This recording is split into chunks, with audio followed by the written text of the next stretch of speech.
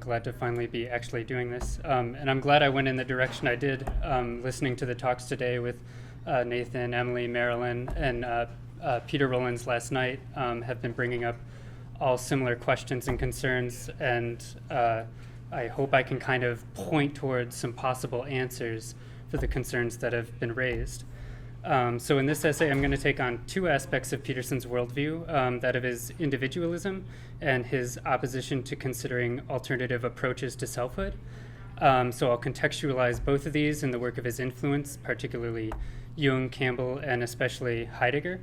The essay is then going to offer up a sketch of a possible alternative to what Peterson is offering. And I wrote this because it's my contention that Peterson has resonated because he is, to a certain degree, correct in pointing to a certain social sickness prevalent in our cultural psyche. Where I think he goes wrong is his diagnosis and prescriptions, but it's for that reason he's worth studying and paying attention to. And there's a lot that can't be said here for time, but I'm hoping to at least point towards some core problems and potential alternatives. So to start with Peterson and Heidegger, they both share a similar appreciation for the way people find themselves in certain social orders and situations. Maps of Meaning uses the language of Jungian psychology and comparative mythology to try and describe the underlying elements that constitute our experience as subjects, which finds its most advanced expression in fully developed human societies, which shelters, protects, trains, and disciplines the developing individual, and places necessary constraints on his thought, emotion, and behavior. Following Jung, Peterson sees individual development as being initially dependent, but slowly working towards psychological independence.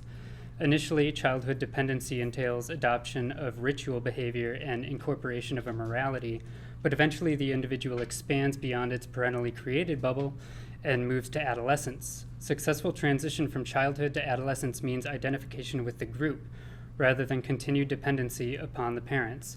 What both these groups provide on different scales is a known environment as well as protection from the unknown. It also provides the individual with a sense of identity and the sorts of options available to the individual, options which have slowly acquired throughout the group's history. This analysis of a group as something that the individual identifies with and which helps the individual discover its possible paths in life is similar to Heidegger's analysis of the they. Being in time, like Maps of Meaning, is in large part a study of everyday existence as experienced from the first-person human perspective, and one of the central points Heidegger makes is that we always initially experience ourselves as part of a larger social whole. The others, as with Peterson's socializing group, are those with whom you identify with. The others amidst which Dasein, Heidegger's technical term for the human subject, finds itself amidst aren't simply the place Dasein finds itself, and aren't simply those physically next to you, but are your very possibilities that are available to you for modes of existence. Both Peterson's eternal knower and Heidegger's Dasein then find themselves initially embedded in a social milieu which helps them understand who they are and how they ought to act. Eventually, however, the individual finds themselves trapped in the current social order. For Peterson, social order, which he identifies with the masculine king, eventually will reach a point of decay, but will not give its power, leading to tyranny both literal and spiritual.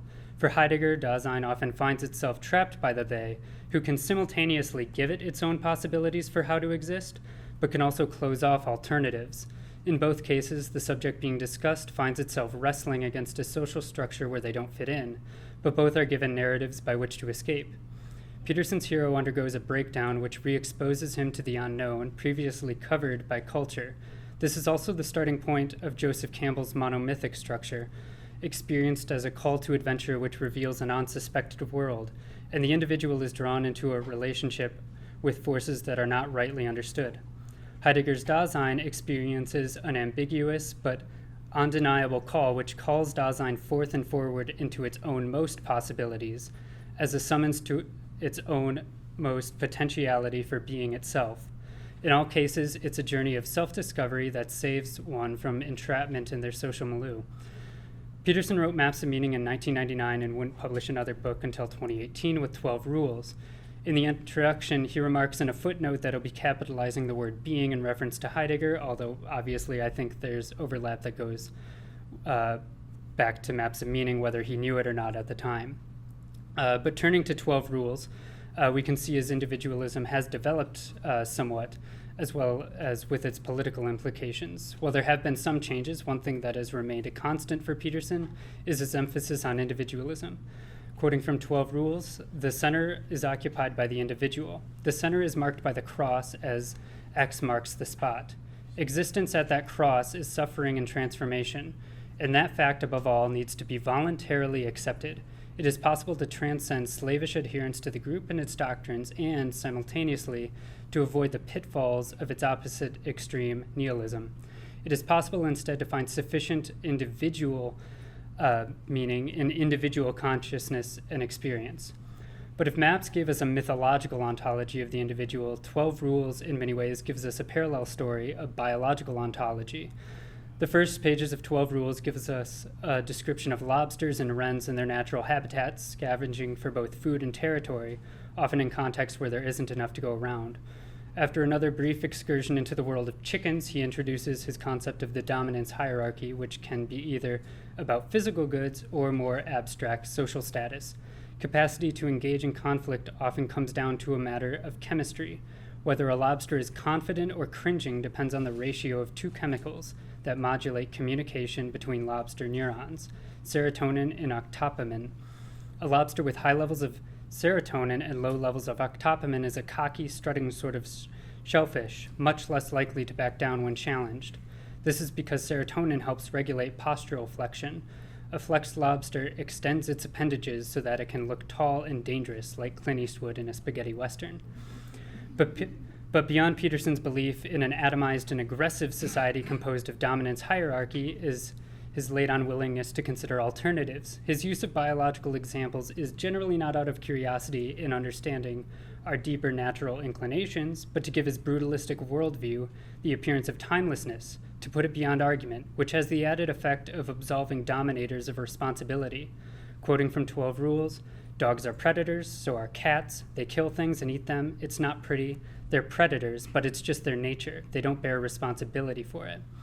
This also seems to be the function of his use of mythology and religion, giving his worldview the superficial appearance of ancient wisdom when, in fact, it's just an existentialized version of neoliberal capitalism with no viable alternative stories to pursue.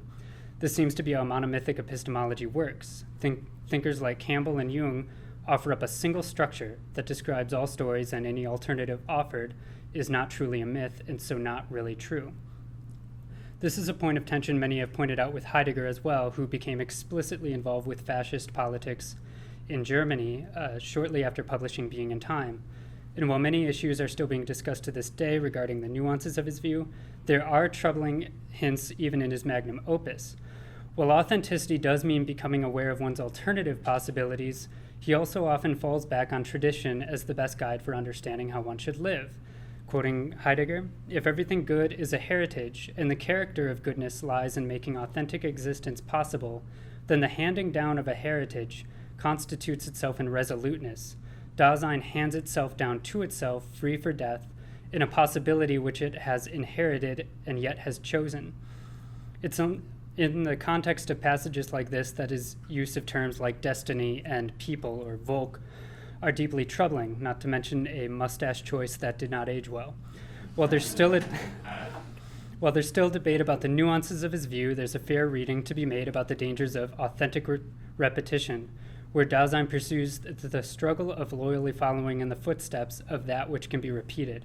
Since he's already dismissed the they as having a tyrannical hold on Dasein, one ends with a sort of repetitive solipsism, incapable of wrestling with various problematic elements of one's historical heritage. A similar problem can be found in Joseph Campbell's monomyth. Reading Freud and Jung into various narratives, he sees the conclusion of mythical stories in atonement with the father. Quoting Campbell, "The ogre aspect of the father is a reflex of the victim's own ego, derived from sensational nursery scene that has been left behind but projected before, and the fixating idolatry of that pedagogical non-thing is itself the fault that keeps one steeped in a sense of sin, sealing the potentially adult spirit from a better balanced, more realistic view of the father, and therewith of the world. Atonement consists in no more than the abandonment of that self-generated double monster, the dragon thought to be God and the dragon thought to be sin. What's important to note here is that the world is not meant to change. It's simply a matter of the individual readjusting their vision and realizing that all is actually well with the world. Quoting Campbell again, one must have faith that the Father is merciful and then have a reliance on that mercy. The reconciliation of the individual with the current social order is one of Campbell's 4 functions of mythology. Reconciling consciousness to the preconditions of its own existence. Campbell has often been associated with more progressive New Age beliefs, but paying close attention to all this, one will find a deeply conservative thread through all of it. While the terms might appear mystical and universally inclusive, the end goal is not any sort of social change, but to get everyone in line with whatever current social order is currently dominant. It's Campbell's 3rd function of mythology, to validate and support a specific moral order, that order of the society out of which that mythology arose. The conservatism in Heidegger and Campbell gets repeated by Peterson. In Nellie Bull's New York Times profile of him, one of his first quotes is saying, "We have to rediscover the eternal values and live them out." He says there's no alternative to certain historical archetypes, that we cannot change certain parts of our nature, disturbing as they may be. Quoting Peterson directly, "You know, you can say, well, isn't it unfortunate that chaos is represented by the feminine? Well, it might be unfortunate, but it doesn't matter because that is how it's represented. It's been represented like that forever, and there are reasons for it. You can't change it. It's not possible. This is underneath everything. If you change those basic categories, people wouldn't be human anymore. They'd be something else. They'd be transhuman. We wouldn't even be able to talk to these creatures." Counter evidence of any sort is not going to work on him either, due to his background in Jungian psychology, which not only tended towards a more conservative libertarian view of social life, but was also at times unconcerned with the changes it underwent or needed to undergo. Quoting Robert Elwood's The Politics of Myth, "Compared to the psyche, the outer realm is a pale reality, only a screen on which to project the trailing of the soul's inner weather, its turbulence and light. One must learn to see and let be. The psyche was, in the last analysis, the only reality we can know. Looking outward, we see or make a soft and shifting reality put there by the psyche." This is partly why Peterson has so long baffled many of his critics with statements not only about outdated visions of masculinity, but also about the reality of witches and dragons, which he insists exist absolutely more than anything else. A Jungian has little interest in empirical evidence and is instead concerned with the inner life, to the point where, outdated as they may be, archetypes are the only real reality. While Maps of Meaning offered hints at the possibility for a progressive vision of social change and emancipation, with a revolutionary hero overthrowing the tyrannical father, Peterson as of late seems to be doubling down on outdated visions of selfhood. So what do we do? Since Peterson's starting point in 12 Rules is serotonin, I think it's only fair to meet him in the brain, although I'll use a different part of it to kick off my alternative. In the 1990s, a group of neuroscientists in Parma, Italy, led by Giacomo Rizzolatti, were doing research using macaque monkeys to study neural structures. In several instances, a monkey would not be given instructions, but would be sitting all wired up to the observation equipment, and one of the scientists would do something in front of them, possibly just reaching for a pencil or eating some food, and this would set off a burst of activity on the computers. This event, neurons firing off even as monkeys sat still, eventually led to this discovery of what are now called mirror neurons. Eventually, these neurons were discovered in humans as well and were found to fire in a whole variety of scenarios, such as watching an individual pick up or eat food, kick a soccer ball, or observing facial gestures. In addition to throwing lots of old assumptions about neuroscience out the window, lots of old philosophical assumptions had to be rewritten as well. And numerous scholars have drawn connections between themes in philosophy and mirror neurons. Ben Morgan, in his book On Becoming God, draws attention to it by bringing Heidegger's analysis of mood in, which is our shared way of being with, the medium in which we encounter others. Mirror neurons have been picked up by Hubert Dreyfus as well, who has in his work strongly emphasized the others as one of the most central aspects of Dasein. Dreyfus emphasizes mirroring not as an action Dasein intends, but a reflex of resonance.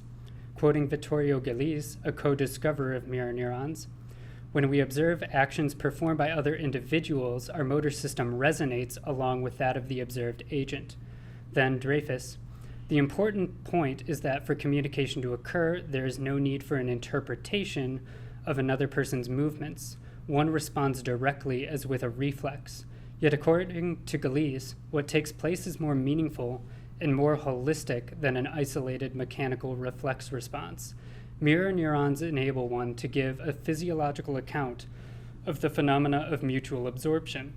That is, cases where one finds oneself directly doing what one sees being done. It's important to note the difference here between Heidegger and Peterson. For Peterson, knowledge is something built from the ground up through observation and reflection in a subconscious process. This sort of engagement of crafting images and planned sequences are not how we ordinarily engage with the world and are in fact what forms of what Heidegger calls a very artificial and complicated frame of mind. Instead, Daseins being is being with. Its understanding of being already implies the understanding of others.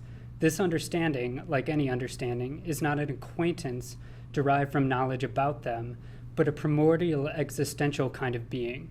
To exist is not to form images, theories, and plans about who others are and how to engage with them, but is to be immersed in their lives and have them be immersed in yours. Interconnectivity is something we might theorize about in special situations, like right here, but for the most part, it simply is what we always already are. So what sorts of implications does this have? Reminding ourselves that for Peterson, Campbell, Jung, and Heidegger, authentic existence is ultimately individualistic, and Peterson has used a combination of studies in mythology and psychology to try and show that. We might try taking Heidegger's model of being with others seriously, along with the discovery of mirror neurons. It seems clear that we are perhaps more wired for coexistence than has been previously thought, and there are other examples of our being wired for community available. Georg Mamba is worth quoting at length. Most people, when asked what they care about, prioritize intrinsic values, placing community, friendship, and equality at the top of the list. Surveys of both children and adults reveal that the value which tends to be favored above all others is what psychologists call benevolence, by which they mean protecting or advancing the welfare of people we know. The smaller number of people at the extrinsic end of the spectrum are more attracted to prestige, status, image, fame, power, and wealth. They are strongly motivated by the prospect of individual reward and praise. They have little interest in cooperation or community. People who emphasize these values tend to report higher levels of stress, anxiety, anger, envy, dissatisfaction, and depression than those at the intrinsic end.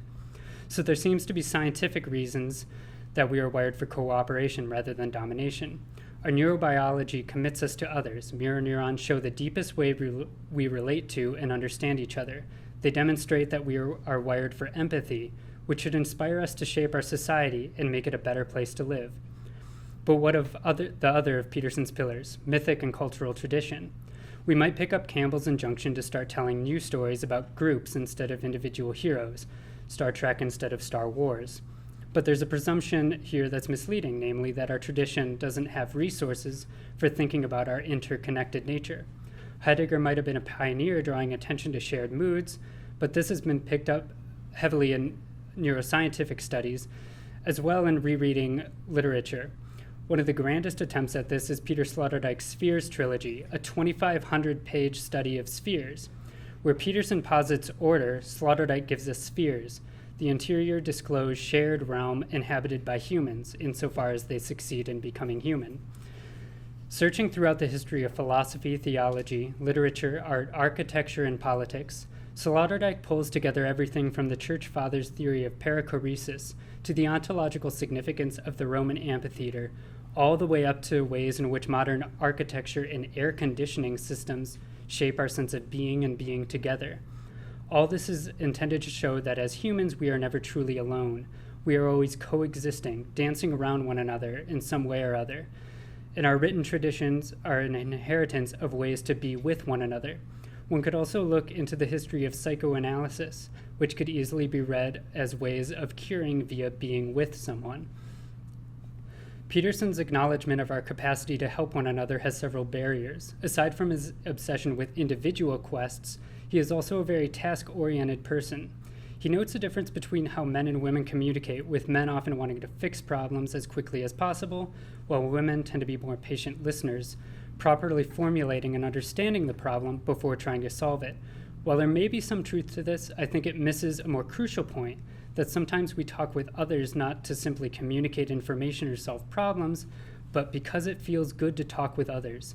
Peterson has fallen into the same trap as Heidegger, whose picture of Dasein that emerges is largely task-oriented. But social existence is what we're wired for, even if it doesn't always have a point. Individuation is not a full solution because its critique of collectivism doesn't have the full picture. There's been a lot of abusive histories of genocide over the past decades, and Peterson has not been immune. What is important to note is that people long for connection and intimacy. It's wired into our very brains, a desire to connect. Peterson, in both his old and new work, fails to take this need to connect seriously, and instead falls back on the old trope of the individualistic hero who slays the dragon and climbs the dominance hierarchy. Rather than argue for social solidarity and making a more kind and gentle world, he's doubling down on the very ideas that seem to have gotten him and so many others feeling lost: austerity, competitiveness, and extreme individualism. But suppose, building off our more social self, we tried something different. What if we took seriously Heidegger's claim that knowing oneself is grounded in being with others? What if we build a politics out of such a claim, that we only find ourselves when we are with others, and that deep down, people desire meaningful relationships rather than epic quests? I want to end just by quoting Georg Mamba at length, who suggests a different journey ought to be taken, one where we find ourselves amidst one another in a better world. The frustration that almost all those who want a kinder, better, more protective politics experience is that we know we have, in theory at least, the numbers on our side. Most people are socially minded, empathetic, and altruistic. They would prefer to live in a world in which everyone is treated with respect and decency, and in which we do not squander either our own lives or the natural gifts on which our children and the rest of the living world depend. But a small handful using lies and distractions and confusion stifle this latent desire for change. When we emerge from the age of loneliness and alienation, from an obsession with competition and extreme individualism, from the worship of image and celebrity and power and wealth, we will find a person waiting for us, a better person. It is a person better than we might have imagined, whose real character has been suppressed. It is the one who lives inside us, who has been there all along. And that's it.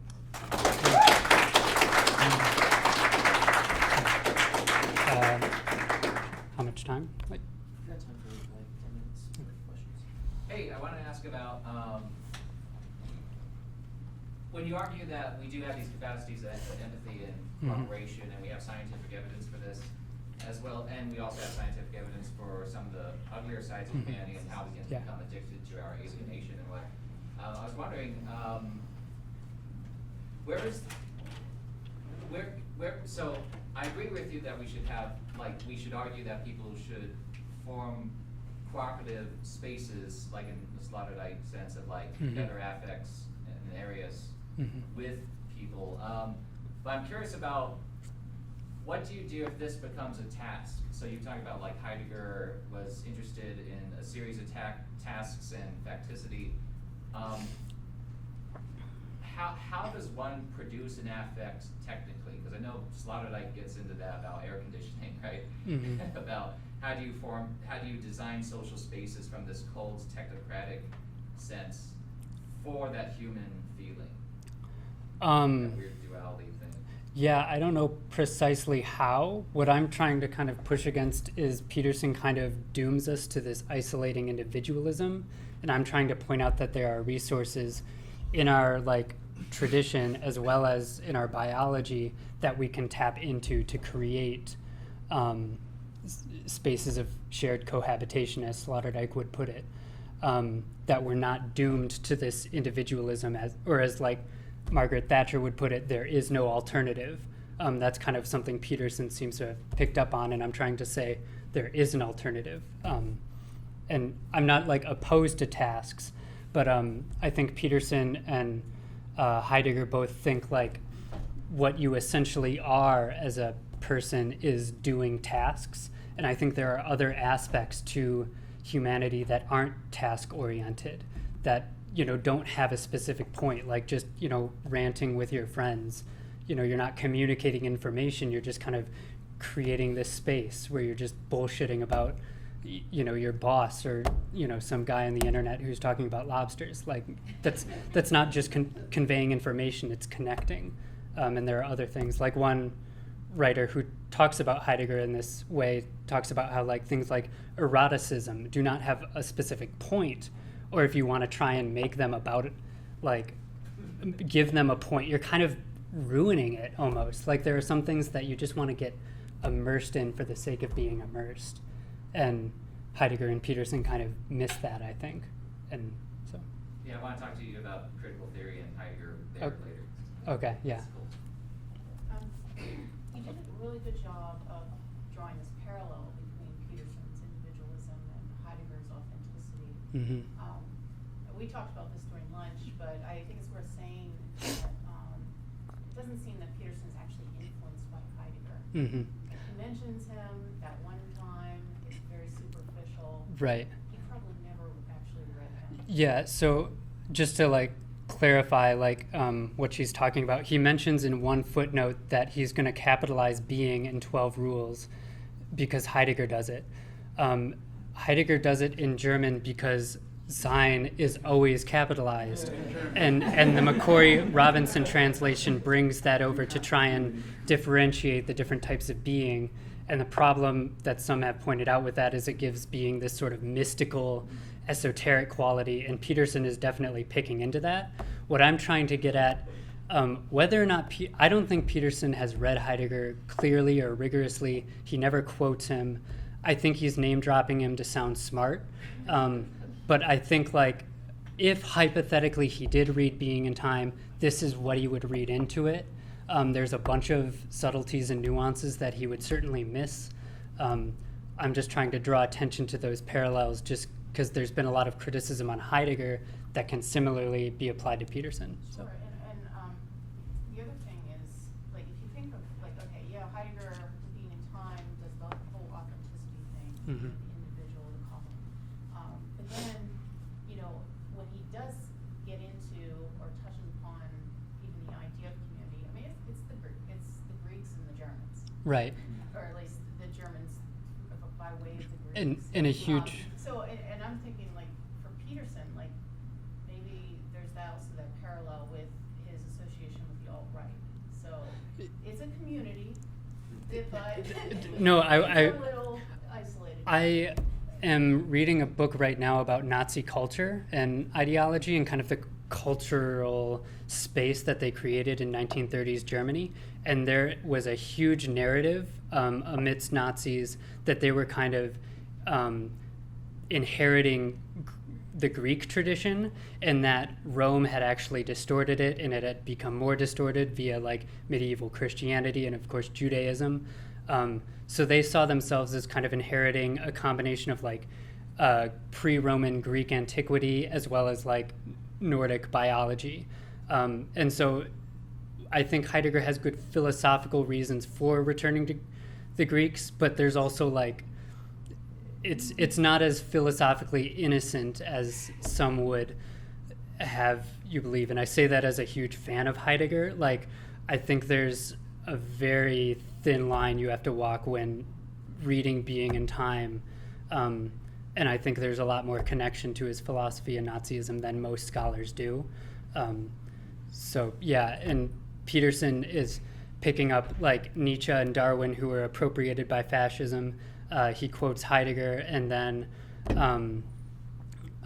so he picks up, and Jung and Campbell and Eliot all had like somewhat anti-Semitic views and were borderline fascistic at various points. And he picks up all these thinkers who have very problematic baggage, and he does not wrestle with any of the baggage. So I have no problem with someone picking up these thinkers and trying to wrestle with that, but he doesn't wrestle with it at all. So I actually think that you could draw some very clear connections between his views and Nazism.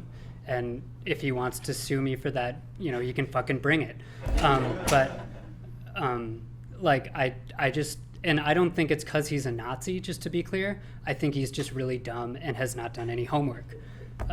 So, yeah, thank you for bringing that up. One of the things I'm fascinated about when you talk about mirror neurons, the capacity for empathy, and the jump we make to sociology and I am a little skeptical of going there because I've dug into those empathy studies, and even relating it to Heidegger with his being with others, Right. there's a nasty side to that, Mhm. where like, if you study like what oxytocin does, it actually increases violence response, and otherizing weirdly decreases it. Like, in some strange parallel, actually parallels some of what the psychoanalytic people are talking about. But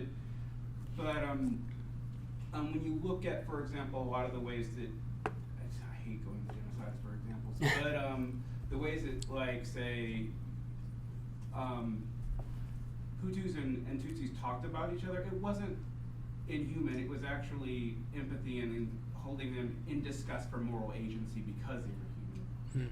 And that seems like, even chemically, there seems to be ties there in the way that oxytocin seems to work with these mirror neurons. So is it, like, is defeating Peterson worth not grappling with all that too? Because, yeah, Peterson is, in methodological individualism, dumb. Okay. Yeah. And has a very reductionist and incorrect view of what human agency is and the way, like, biology works. But just flipping it, I don't know that it actually gets us where we want. I mean, I think there are parts of our nature that are horrific and can be manipulated for horrific ends. And I think there are parts of our nature that are empathetic and can be tapped into. So I have more mixed feelings on human nature. What I'm trying to do here, just for reasons of space, I'm just trying to say we are not doomed to this violent, dog-eat-dog world that he kind of seems to think we're stuck with. He doesn't really even seem to want there to be an alternative almost. He's idolized suffering, struggle, and violence in a way that is borderline fascistic, and just doesn't see any alternative. So. Got time for one more. I'll make this quick, and actually half of it just got asked, so that's kind of what motivated me to ask the rest of it. But you almost, I don't want this to sound like a critique, because I really like what you said. No, bring it. I want more critique. I want to perfect this. You went kind of Rousseauian at the end there. Okay. When you Yes. essentially said Fair. that once we cast off the celebrity and the image and all that, which is quadrillion, I have issues with that too, but that could be a long discussion on whether we could do it. But you suggested we would be better people, and I kind of want to question, because Peterson honestly kind of does the same thing, where he's like, well, we need to get rid of these images that don't fit myths, but that we pretend are myths. And so, I guess what I really want to get to the heart to is, should we be answering Peterson a structuralist structurally? Because if you ask me what Campbell does wrong, it's the fact that Campbell's a structuralist. And can't acknowledge the fact that his monolith doesn't fit things like Journey to the West, doesn't fit things like Beowulf. And so I just kind of want to ask, doesn't? Oh, sorry. Sorry, that was what Beowulf. But No, I thought that was a funny point. That is true. But so, should we be answering Peterson the structuralist structurally, I guess is my question. I don't know enough on structuralism to really answer that. I guess my point with all this was to say, like, with studies in biology and cultural tradition, sometimes it seems there's a very easy, simplistic response to leave that to conservative reactionaries and let them have it. And I don't think that we should. Like, I think we should fight and say these can speak for a more progressive world vision as well. So I don't know enough on structuralism to weigh in on that specifically. So, sorry, I wish I had a better answer. It was fun. Yeah. It gave us a lot to think about. Okay, yeah. Thank you.